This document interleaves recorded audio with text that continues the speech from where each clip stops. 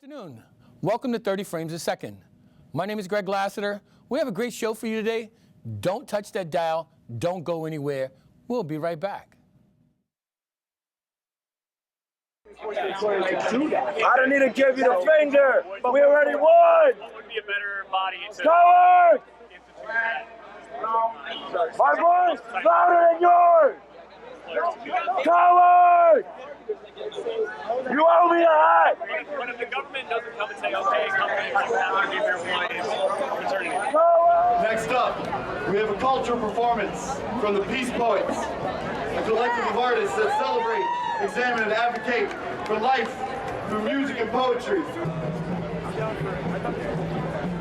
Oye mi gente, traemos la fuerza, la libertad es mi única bandera. Rise up my people, my condos, my eagles, no human being will ever be illegal. Oye mi gente, traemos la fuerza, la libertad es mi única bandera.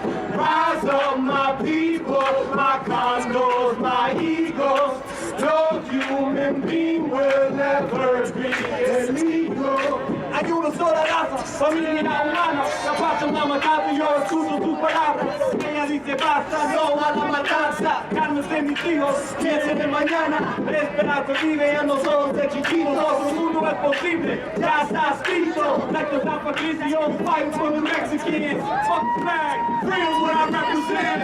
El pueblo se levante, bandera para todos en este instante.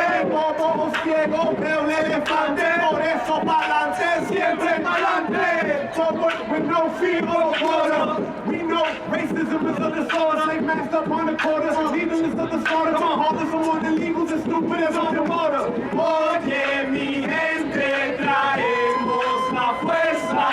La libertad es mi única bandera. Rise up my people, my condos, my eagles. No human being will ever be illegal. Hypocrites colonize and enforce borders. Cowards take over power for law and order. How you move to new places, set up dates, displace folks based on race like an act of grace. Perception changes your information. White folks in Brooklyn, they change their situation. When they do it, it's gentrification. When we do it, they call it immigration. Con mi águila luchamos para la vida hasta la muerte, reclamando la tierra, protegiendo el agua, defender nuestra comida, la modifica además. Enseñar de oro ejemplos, llamas de ancestros, llamas, no animales ni humanos fueron hechos para jaula. Valora a la gente más que el plomo y plata, y así logramos paz entre todas las razas. No, no ban no wall. We say no, no ban no wall. We say no. No ban no wall. You say no, no, no. No ban no wall. You say, oye mi gente, traemos la fuerza. La libertad es mi única bandera. Rise up my people, my condos, my eagles. No human being will ever be illegal. Rise up my people, my condos, my eagles. No human being will ever be illegal.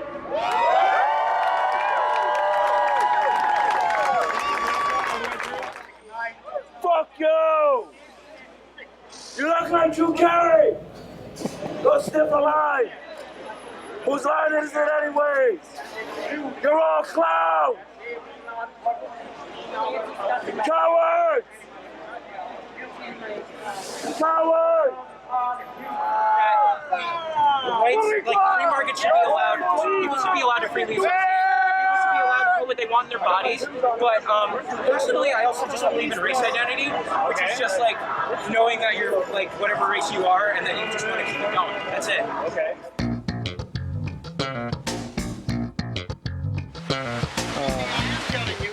I will not abrogate my right. That's true. I understand that. Under any circumstance. And the host, of course, Greg Lassiter. here with no other than the great Nat Wood. Now to adjust your television set, you are fortunate enough to have tuned in to 30 frames a second. You have spun that into the fact where the victim is now the perpetrator and the perpetrator is now the victim. And that just drives me crazy. Welcome back to 30 Frames a Second. It's another week here with the great Nat Wood, the creator of the show. What's going on, Nat? My brother, how you doing? I'm doing good, man. So that shot, that's what we just saw, was about stopping the raids, immigrants, defending refugees, and things like that in Union Square. Correct. Now, Nat. And then on the other side of the street, you had some cats who were basically chased out of Union Square, and they were on the other side heckling the people who were talking about immigration, right? The whole range of things. The whole range of things. When was this? This was just this week. This was this was the May Day, the 1st of May. Okay. This was the 1st of May. Now that's what's happening. This is what's happening in America right now. He also did something because the young guy with the helmet on. Right. I asked him about Trump's affiliation with Russia. Right. And he basically said he was cool with it because he had a problem with it.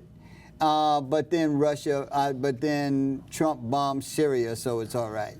That's what he said. That's what he said. So let's segue to that.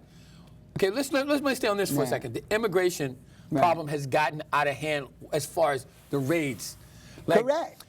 The other day, the INS went into an elementary school to talk to a 4th grader, okay?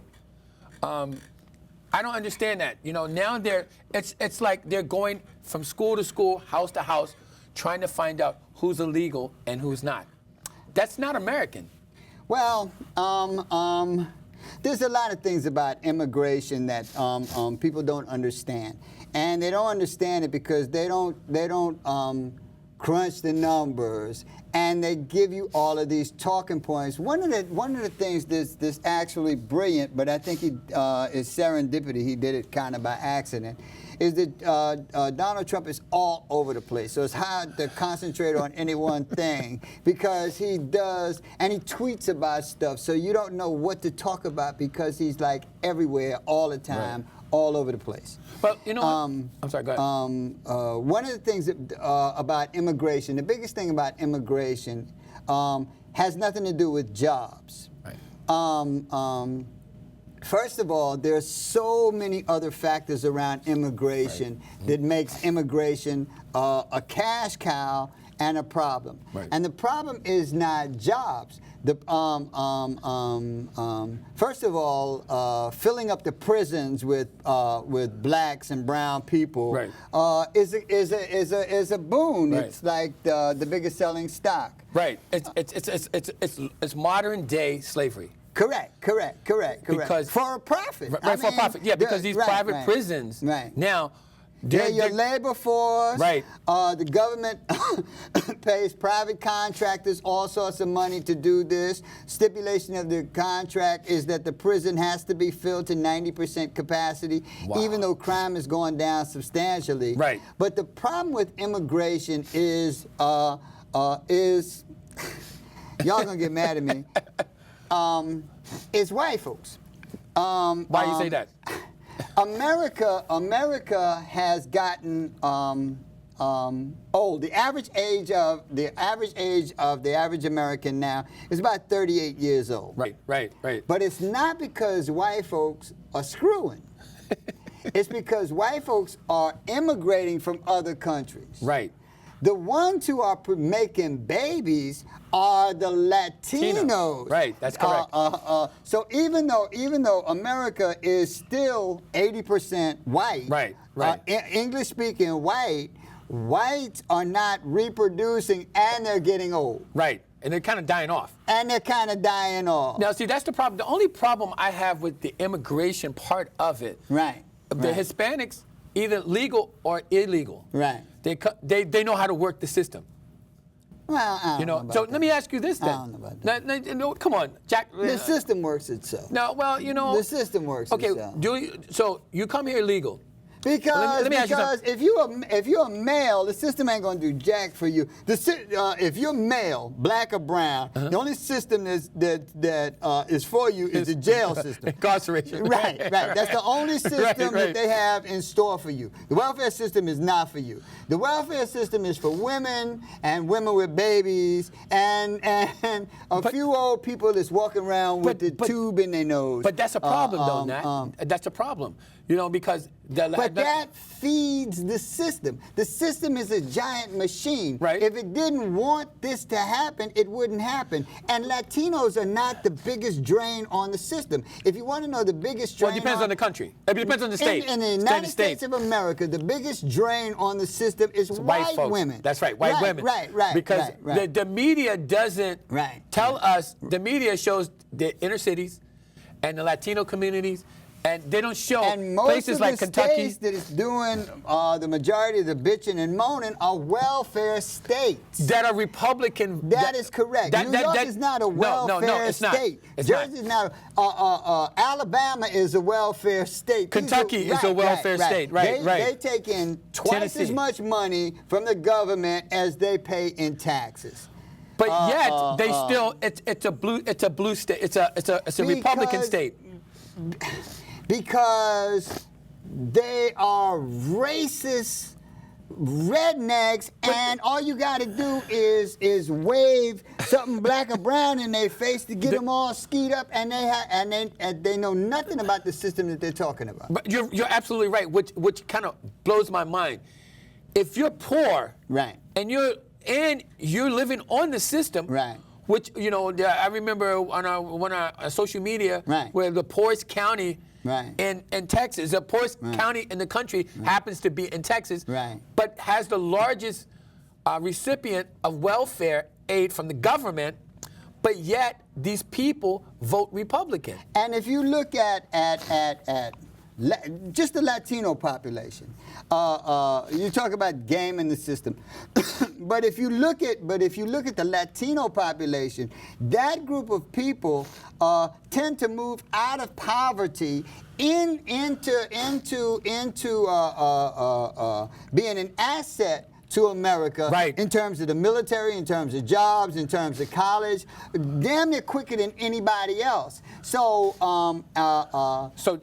you're talking about a great investment. They come with nothing, literally with nothing but their hearts in their hands, and in a generation or two have moved into master's degrees in the military, and they're some of the most loyal people in the world also. Absolutely. I mean, they will fight in any war and proudly wave the American flag. So that's not really what's fueling this. And they take care of their communities. And they take care of their communities. And that's what, when I hear Americans say dumb things like the Latinos are taking our jobs, guess what? Who's going to work the job? Latinos don't have a problem with working, period. We were talking about this earlier. In Arizona, they busted this guy, cat named Gonzalez. Right, Hispanic guy. Right. What he was basically doing was capitalize a farmer, big farmer, capitalizing off of Mexican laborers, by basically enslaving them. Right. I remember reading that. Yes. Paying them nothing, enslaving them. And the government got wind of it, so he took them out of the slave quarters that he was packing them in, and ended up putting them in a hotel. But then he deducted the hotel price, hotel fee oh my God. from that is insane. But this is what you can do to people who are desperately seeking. A better way, a better future for their families and whatnot. And now with the government actively participating in hunting these people down in every nook and cranny of the universe, it's racism. It's racism. It's white supremacy. It's white supremacy, right? It's racism, that because you're and white paranoia, right? Because what is really fueling this, what they capitalize on, is white paranoia. Trust me, those people on that farm ain't got no damn job, no American ones. Right, exactly. Americans are not going to be in the field picking oranges. Americans are not going to wash dishes. And the only thing that the only job that you can guarantee that people have to be here to do is infrastructure jobs. Right. You don't need to grow oranges in California to get some oranges. Right. You can plant them anywhere. That's exactly right. You're exactly right. And ship them over. But since Donald Trump has been president, hate crime has gone up by at least 30%. He fuels it. He feeds it. He's such an he's a but see, God. This is the problem I have with black and brown people that voted for Donald Trump, and it makes me mad because I don't care about Donald Trump's issues or what his stand on policies. What I can't subscribe to, Donald Trump subscribes to white supremacy. Donald Trump is trying to appease a white supremacist agenda. I don't know what the hell he subscribes to. I don't even know if he subscribes to wiping his butt after he takes a doo-doo. Because he is that far off the rail that I have no idea but what nobody knows. He doesn't know because he doesn't subscribe to anything. He doesn't really have a set of core principles. Right. The only core principle he has is that whatever benefits Donald Trump is what we're going for. Right. So he doesn't understand the big hubbub about him giving classified secrets to Russia because in his mind it's just good old boys shooting the breeze. Oh yeah, we got spies over here in this country and they're like coming up with the stuff, know. And it's like, but what I have a problem with that Tell me more. Yeah, he has them in the Oval Office where it's being taped. Everything in the Oval Office is taped.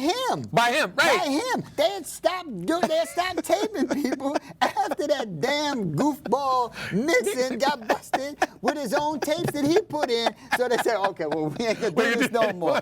But this bird comes in and tapes himself. Why he needs to tape himself, I don't know. Because he's narcissistic. I don't even know any president in my time that tweets like he does. Right.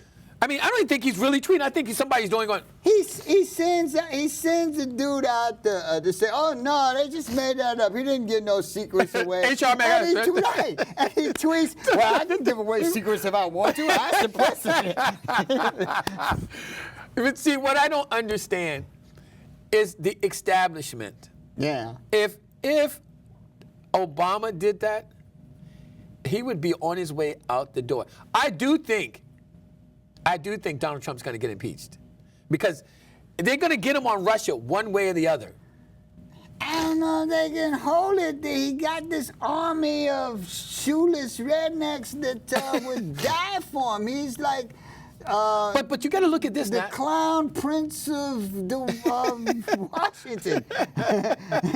But you have to look at his core supporters. Now, his core supporters, think about this. They're ignorant. They're ignorant. They're beyond ignorant. I mean, things that he has done. Okay, but wait. To this point, is just beyond it's asinine. belief. Yeah. No, it's beyond belief. It's way past asinine.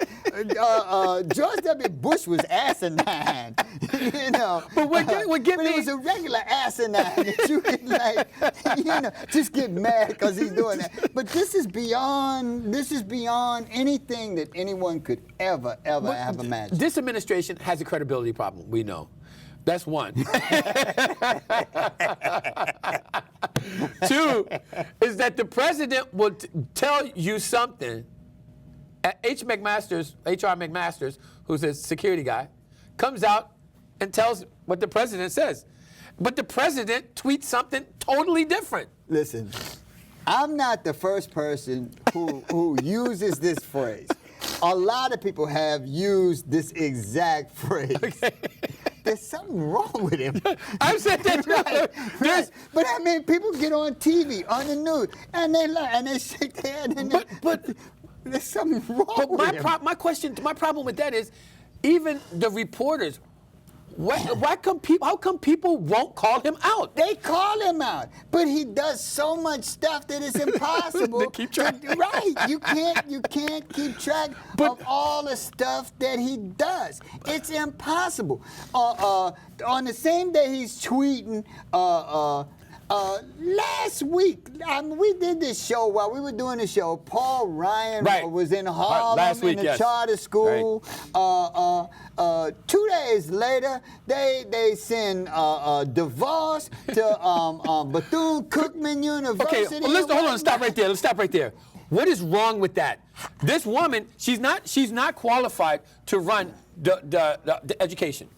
Why wouldn't HBCU, a historically black college, choose a white woman to speak at their graduation? I don't know. And not just any historically black college. No, right. We're talking about a college that was started by. This is the woman that made the statement that something about school choice, black colleges. Right. Black colleges, black colleges were racist or something like that. Well, no, Trump said that later. He did the photo op with all the Negroes because he said he was going to give him $50 million. While the chick was tweeting on the couch. Right. Kellyanne Conway. Right. And the photographer said, damn, I got to put all this in the frame. He could have zoomed in a little bit, but he said, no, this is my money shot. So Trump just got through saying that historically black colleges are racist. DeVos said that historically black colleges was a testament to school choice. That these things was done for school choice. And then she goes to Bethune-Cookman. Right. Now, let me tell you about Bethune-Cookman. Let me tell you about the choice of Bethune-Cookman. Right. Bethune-Cookman was actually started by Mary Bethune-Cookman. McLeod Bethune. Right.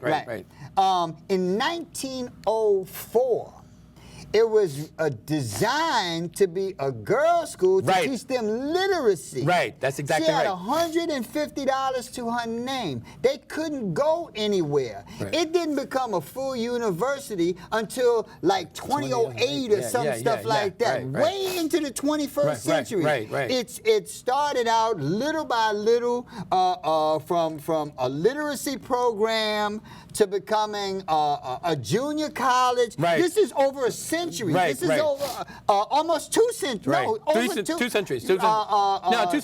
2 centuries. 1 century. 1 century. Wait. A little more than 1 century. A little more than 100 years. Right. It went from being a literacy program for black females to teach them literacy. $150, had nowhere else to go, to becoming a junior college, then a 4-year college, then a full university that has graduate programs. It took a century just to get to this level. This had nothing to do with choosing. Oh well, I think I'll go to the Negro Literacy School. It's a choice between Harvard and the Negro Literacy School. See, I say keep it in the family. Right. I think it's a smack in the face to our ancestors to have this idiot speak at a historically black college. It's a smack in the face to our children, not just our ancestors, to our children and grandchildren and their children and grandchildren, to try to negate the entire history. And see, that's that right there. That was totally just for optics. Optics. Right. But again, black well, people, we need Negroes in the frame. But let me ask you, why do we fall for that?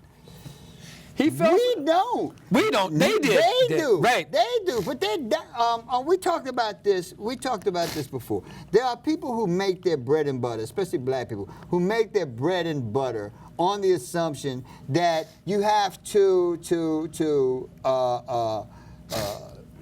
go along and get white people to embrace you in order to move ahead. They don't. Right. They don't. There are people who do, and there are people who kiss ass. Right. And people who do never think about kissing ass because they're so busy doing stuff. Right.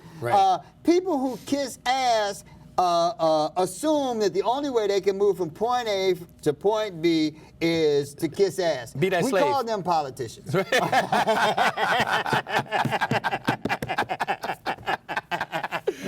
Not all of them hold political office, but they all play politics. But you look at it though, because Donald Trump said, "I'm gonna sign this executive order giving historically black colleges $50 million." And then he said, "Never mind." Then he said, "Yeah, right." And I'm like, guys.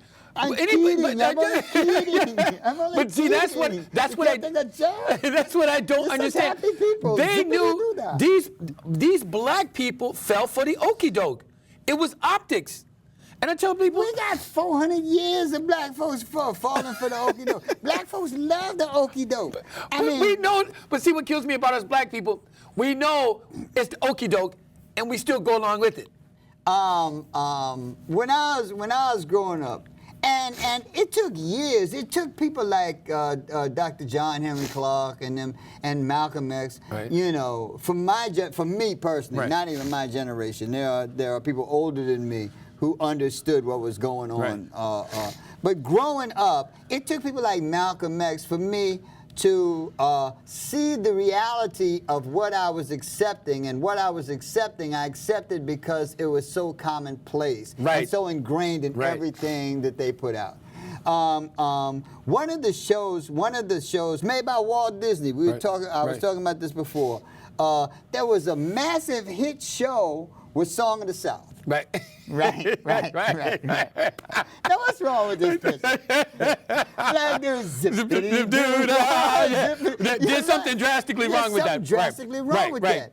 But when it's the only image that you're presented with, right, and you take for granted that there is nothing inherently wrong with the image because it's all you know. You have to actually analyze what the image is, what it's doing to you personally, before you can deal with it. There's a lot of cats, those cats sit around that table, never took the time to ask. They still have. Everybody in America has seen the damn picture. Right. They probably didn't. They didn't get it. They didn't get it. They still don't understand that this is problematic. Right. And see, that's the thing. You know, and you run our colleges. If you don't see it as problematic, we are truly lost. We lost. Right. You know, I was reading when you posted about the votes at Bethune-Cookman. Right. The students get it. But couldn't believe it. But what got me was they turn it back. Right. And the president, the president threatened them. He threatened them. He was just reprimanding. We're going to send your diplomas in the mail if you don't give her some respect. That's right. If you don't turn back around and give this white woman the respect what is wrong with she's that? due. But see, here's the thing. You Negroes gonna suffer today. Right. I don't play with me. That's what he said. But I don't understand. They pay money to go to that university. As a parent, I would be outraged. I was outraged. And I don't have any kids in BC. Neither do I. Bethune-Cookman. But I was outraged because, first of all, it should have been a black person, absolutely, giving them their speech. It should be a bastion of black pride, and going forward and trying to do something positive for your community. There's a responsibility you have just sitting in this seat. The woman, that's right. But Mary Bethune never had to do this. This she saw as a responsibility. So you are in a school on her legacy, and this is what you present. I don't understand how they could not know this. I don't want to know. I want to know how they rationalize. They didn't. They didn't. But at some point, they were just so eager to please. But my question is, what I'm verklempt about is that this is an all-black school. Right. I mean, I'm talking 100% black school. Started by a black woman. Right. Right after the Civil War. As a matter of fact, it was started in 1904. That was before Birth of a Nation. Right. That was you're talking about turn of the century. Right. That's like Reconstruction. That's like. But what kills me is that no one made a big deal out of it. First of all, well, the students did. They couldn't believe it. They started booing this. Right, students got in as soon as she but what started I don't talking understand, about, I don't understand this. This woman is not even qualified to speak at a university. She's not even qualified to run education in the United States. So why would you? She doesn't even believe in it. Right. I mean, it's one thing to not be qualified to do something, but believe in that something and learn about that something and try to have some sort of positive impact on it. But she doesn't even believe in it. She's just a rich white woman. She's more than a rich white woman. You can be a rich white woman and believe in education, right. Public education. Believe in the fact that education doesn't serve all the people in the same way. Right. You can be a rich white woman. Hell, Eleanor Roosevelt saw this and. She was a rich white woman before they fought World War II. You know. Right. But she is, first of all, she's the sister of Eric Prince from Blackwater. Right. So you know how that family thinks. Right. But it goes. But she doesn't even believe in public education. But it goes back to they gave the job of being the head of public education to someone who doesn't believe in public education. What the hell is that? But see, this is what I don't understand. Congress, there it is right there. Congress.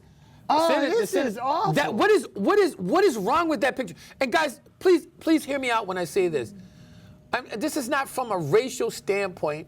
This is from this woman. This school is a legend. This school was the ground. It was the cornerstone, the groundwork for other black colleges.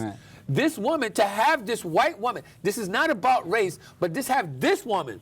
But it is about race, but not in the way that people assume.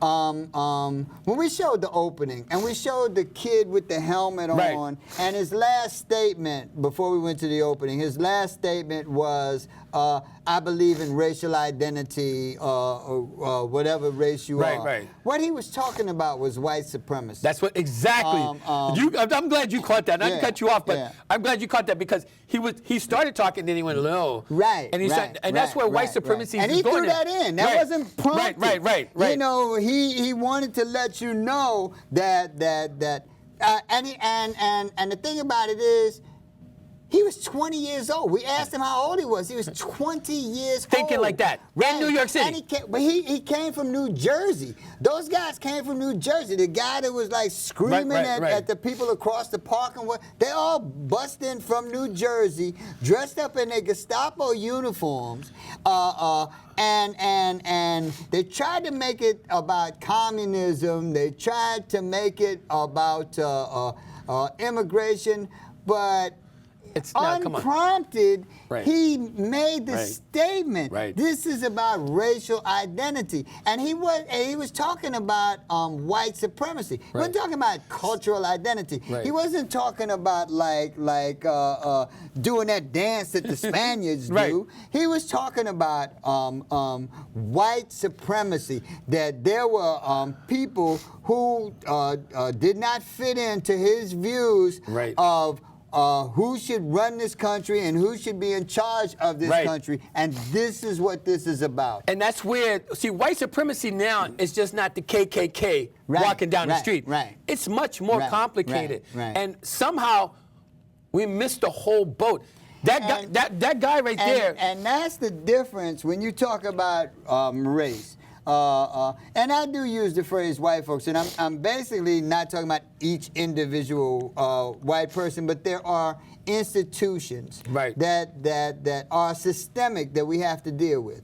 And when I talk about race, I'm not talking about black supremacy. I'm talking about the ability to compete and contribute on an equal level. Be proud of the people you came with because they went through a hell of a lot to get you in that little school, to get you that little degree you got, to get you that little home you're so proud of. They went through hell and high water to put you in this place. You should embrace them, embrace their struggle, and it's not about kill all the whiteys. That's right. What he's talking about is white supremacy. I'm talking more about what America, they say, is supposed to be about. That is correct. That is correct. Let the buyer be damned. Level off the playing field. Everybody get in there. Make it available so that people can learn and achieve on their own level. It would be a better place. But that place does not allow for a small group of people to control 99.9% of the population all over the world. You're absolutely right. And see, this is what I am like totally dumbfounded that we got to watch that. Because everybody is sleeping on that. I don't think anybody got that. When that guy, I bet very few people got it. No, it happened quick. I got him like, dude, that's just another way of saying, you know what? And nobody asked him that question. He was on another question. And then, but basically, But see, instead of saying, I want, the way he said it, it wasn't like the old white supremacy, like, I'm trying to preserve the white blood. But he's only 20 years old. He's 20 years old, So he got it from the old white supremacy. Wherever he got it from, he inherited this, and he believes what he's inherited because he's been indoctrinated. He's too young to just have come up with this. You know, he was just like... But the way he worded it... just got underarm a minute ago. The way he worded it was so slick. Correct. And that most people didn't get it. And that's why the white supremacy creeps in. You know? Oh, yeah, this is really not about preserving the white race. But they don't say that. About white privilege, and white supremacy. You know, that's what the whole immigration thing is. And it allows the 0.01% to capitalize on prison, on making money off of prisons, on making money off the slave market, on globalization, because if you convince people that some other people are coming in and they're taking over what they told you was yours, your country, your jobs, your everything. You know, you let this half-breed Negro president in here. He's ruling you. You know? And you know what, Nat? You know what? Giving people stuff. He gave you some stuff, didn't he? It got the world. The states. Our country got divided when Obama came in. Obama, he didn't see black or white. He saw his vision. Obama just allowed them to turn the lights on the roaches. The roaches was in the house the whole time. He turned the lights.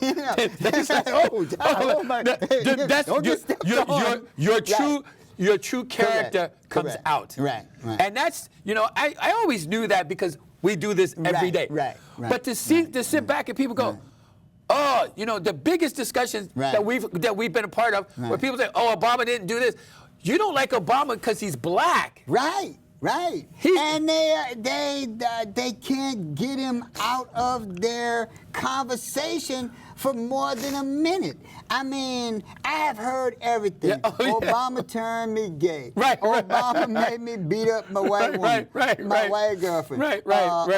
They're trying to overturn everything, and now they're having a fit because they all going to die. They're going to die from the black lung and the hepatitis C. But wait, hold on now. Hold on a second. Wait, stop right there. West Virginia. Obama, all those miners were on Obamacare for their black lung disease. That's what Obama's. I'm gonna give you health insurance. And they're so stupid. They don't even. They know they're in a dead end place. They know that there's nothing awaiting them in those mines but death. And ultimately. that industry in and of itself Right. has to fade. They don't even have enough brains to get West Virginia to come up with new ways so that their grandchildren Right. don't have to be in the That's same damn mine. They are fighting. The black lung been very good to me, and I can't wait for my grandson to get him some. It's not funny. It's sad, but it's not. But think about this, though. Think about this. Who in America is still using coal? Nobody. But who the hell wants, you know, I shovel doo-doo with my bare hands, you know, and that's what my grandpappy did, and I can't wait for my grandson to do it. Who thinks like that? But that's what tells me, that's inbred thinking. That is, you're crazy, you're Meanwhile, stupid. you have this immigrant population who is actually Contributing. Not only that, but turning the hell of their situation when they come over in a couple of generations. Right. We've all seen The Godfather. Yeah. When The Godfather came over from Italy, he didn't have a pot to piss in. In a generation, in a single generation, his son was the head of a major corporation making deals with the Vatican. Right. That's right. This is the immigrant community. When you look at who is making the strides, it's people who have nothing. Right. But those who have something, white privilege, when they have something, all of a sudden, oh, you taking that from me? Right. Well, you think you have the right to have that. Correct. Why? Correct. Because this is your Correct. country? Correct. It's not your country. Correct. If anybody can claim this country, it's the Indians. The armed forces is filled with Latinos. Right. And now they're becoming more and more filled with people from Muslim countries. Right. I mean, they are more American than anything born in America. That's correct. But Donald Trump's base can't see that. All they see is that they are losing control, and they're not even losing control. The country is still 80% non-Spanish speaking white folks. Yep. Right. 80%. But I don't understand. See, white supremacy is that deep-seated in these people, where they would cut off their nose to spite their face. It's how the country was founded. It's crazy. It blows me away. Alabama, places like Alabama. I've been to Alabama. The mindset has not changed in 100 years. No. It's not changed. I'm talking about a month ago. The country was built on racism, not just imperialism, because all European countries was imperialist. But when they discovered racism, it was like just like you too, peon, can be better than the dark skin. Right.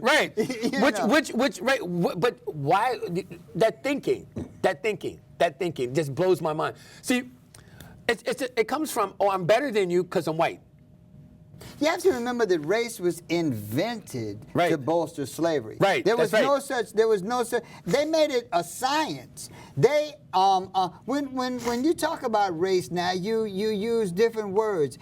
In school, they taught you about Negro, Negroid, Caucasoid, colored. Right. Well, they taught you there was like 4 races. Right. That was invented during slavery. Right. Cats like Linnaeus, Carl von Linnaeus, invented slavery. Then they made it like a science where they got all of these psychiatric dudes, and they not only invented the concept of race. There was always color. There was always geographic location. But the premise that different shades of people constituted different races, and that those different races had different traits and attributes that include but are not limited to things like education, Right. Whether or not you have a soul. Right.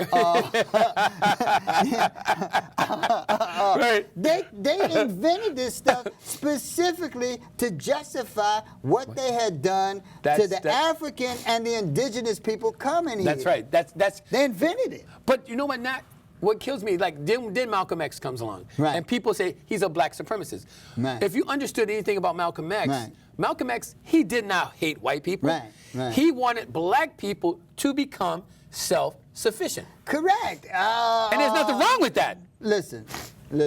When ask any woman that's been with a man who's been going upside her head for 10 or 15 years, you know what it feels like to finally get the hell out of there. Right. You Free. know? Right. Free. When somebody is going upside your head, when they're cutting off every single avenue you have to find any happiness Right.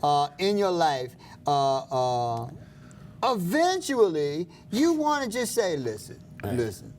You do you. Let me I'll do me. Right. You That's know, right.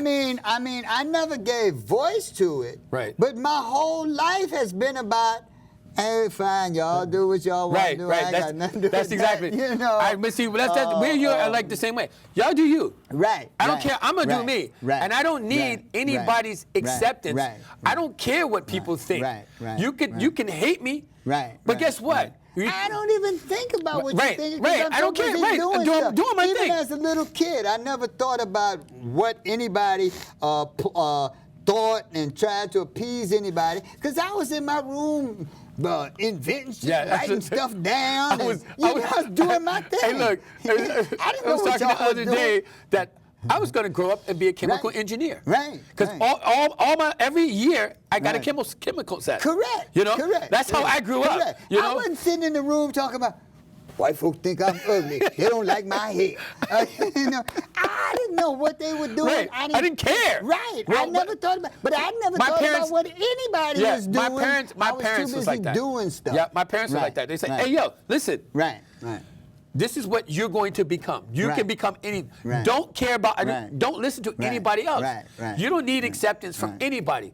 Do you? That's how I grew up. And people, producers here, they have a tendency of always trying to find out what I'm doing, how I'm doing. I never ask what they're doing, ever. We just experienced that. Right. I've never asked any producer what your show is about. Right. If you tell me, fine. You know, tell me it's on. Right. I'll see if I. Right. Now that I know your face, I'll see what you're doing. Right. But I never gave instructions to anyone about what they should do. Right. You have exactly what I had coming in. Right. That's exactly right. When I came to Eminem, you know what I saw?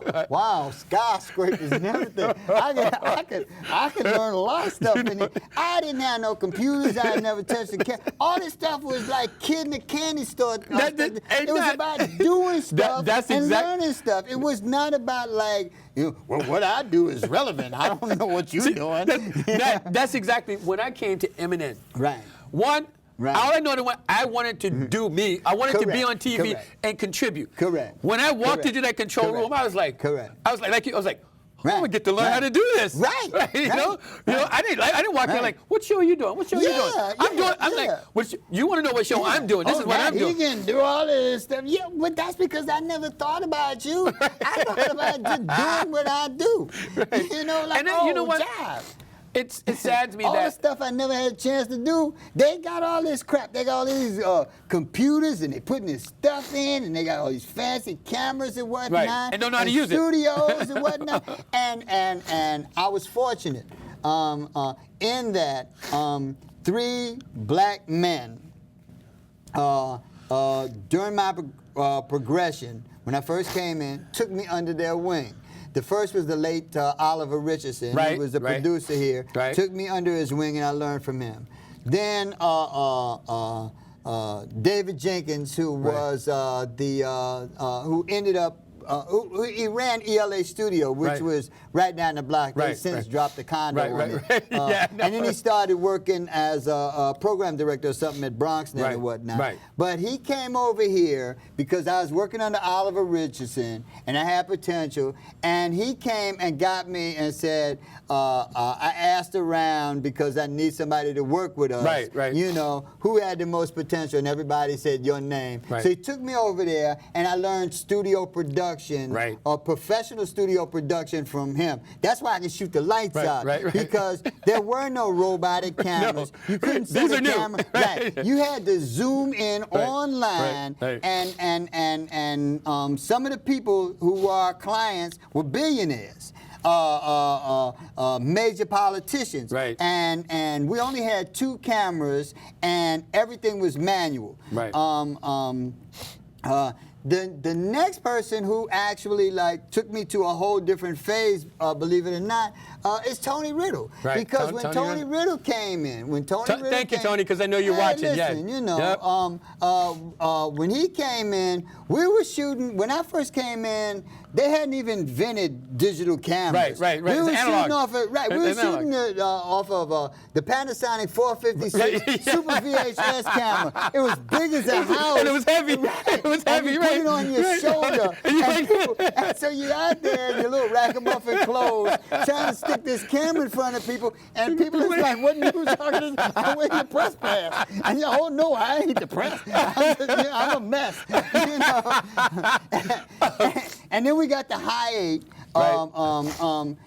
But the High 8 didn't have image stabilizers, didn't have Steadicam. So you had to hold that thing steady. I gotta say this, though. And then they came up with the stabilizer, and after that, and the first digital camera, the VX1000 by Sony, the silver one, and it was free money for me because I'm raised on holding a Jeep on my shoulder and a High 8 that I had to hold and now I got this image stabilizer where all I got to do is don't drop the damn thing. I got to tell you this, guys. People, I can tell you this.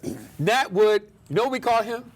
The human tripod. Hey, listen. Nat, I never forget you shot a short for me at the, remember down at 9/11? It was cold as heck outside. And you stood there for an hour in the cold like this, holding the camera. Because I'm from an older school. I'm from a school that loved and believed in access and understand the potential of access in terms of what it could do for people, especially for young people in depressed communities. Everybody now is coming in and they're totally self-serving. They see access as a means to enrich themselves. That's it. They don't they don't understand the sheer potential of this thing. So they never work to the potential. I still understand the potential. That's right. But I also understand that everything is becoming so corporatized.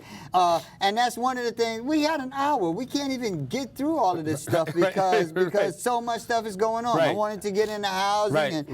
But one of the things that Trump wants to get rid of, he wants to, while we were arguing about Trump and his tweets, Congress, the Republican Congress was passing bills, one to get rid of the stipulations on gun control, one to get rid of all the stipulations on climate change, and another to get rid of net neutrality. So they've corporatized almost everything. The prisons are corporatized, the schools are corporatized. They want to corporatize the internet. They want to corporatize access all over the world, all over the country. But people need to wake up, not the country. They need to wake up because when we're asleep, that's when Congress are passing these bills. Donald Trump doesn't even believe in global warming. Correct. You know? He doesn't believe in anything. Donald Trump believes in Donald Trump. Donald Trump I don't think he believes in Donald. I don't think he believes in himself. No, he doesn't. He doesn't have a belief system. I don't think Donald Trump remembers what he believed 5 minutes ago. Right. But you know, like I said, we used to just have to worry about the devil. But now We are being led by the devil's idiot brother. And you don't know where you're going to end up or whose house going to get burned. Just praying is not going to save you. No. Not from this No, because this guy is so, I don't even, like you said, we don't even know. Right. He doesn't even know. Right. It just blows my mind. Like, he'll say, okay, he did all these executive bills. See, and nobody's bringing him to task. All these executive orders. You can't. He's a nut. But, okay, even his constituents, even the Republican Party, they know he's an idiot. Right. They know he's an idiot. Right. So why not get rid of an idiot? Because he has this redneck army of ignorant barefoot demons. But there's not that many of them that worship this guy. But they're in key places, and the Democratic Party is too smart by half. They are too bougie. Too college educated. In a lot of ways, it's white supremacy under the pretense of socialism, under pretense of intellectualism. Conservatism. But they're snot rags. Right. And they don't know how to deal with people. They never get in contact with people. Right. One of the reasons why I had that footage is because I get out in the street. Right. I've always gotten out in the street Right. among the people, so I bring footage from the people. Right. I don't just like shoot in halls trying to find out who's running for some damn political office that everybody falls asleep on and don't want to hear anyway. It has nothing to do with people. Well, we got 2 minutes. Guys, thank you, man. Oh, man. See, this is not really, this is what we do all the time. Right. This is what we do on a daily basis. Right. We just happen to be on camera right now. Right. And guys, I want to thank everybody for watching 30 Frames. You know, we bring it to you raw, uncut, live. We're still live. Right. Every week, we just don't take phone calls. Right. If you guys want to reach out to Nat, you can find us on social media. Right. I'm going to let Nat have the last word, but remember this, shoot for the moon, people. If you miss, you're still among the stars. Yeah. Brother, I want to thank you so much. I want you to remember that the People's Film Festival is coming up. I think May 31st. May 31st. Through June 4th. Through June 4th. It's going to be at Maisels. Next week, we're going to really let you know the details. But it's just getting bigger and better 6 years. every year. And like I said, it is our mission, our game plan to get out in the street and to provide some level of technology and education as to the potential of what we do so that you can take that into the future. I've been doing this a long time, but it's time to pass that baton. And the People's Film Festival does that. Brother, you know what? I got to say this before we go out. I'm a great television producer because of Nat Wood. That's it. When I came down here, you taught me. So thank you. I take it as pure BS, but we got it. How do you reconcile the President of the United States' relationship with Communist Russia? Well, I mean, everybody initially thought he was in the pocket of Putin, but now that he's attacking Syria, I really can't see that he is. I would say every connection that he might have had was probably just like on the surface affable, but it wasn't anything like major. They're not like sticking each other's dicks in each other like on the weekends or anything. They're really just being friendly to one another. And right now they're actually at odds.